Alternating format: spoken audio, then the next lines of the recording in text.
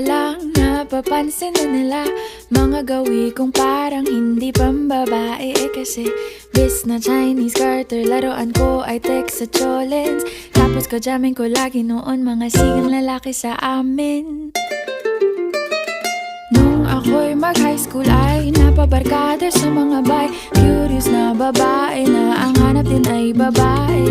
Sa halip na makeup kit, bit-bit ko ay gitara. Tapos pormahan ko lagi ay long sleeves na t-shirt at faded na lonta. Pero nung makilala kita, nagbagong bigla ang aking timpla. Natutuwa ko na magpariban at mag-ahit ng kilay at least once a month. Hindi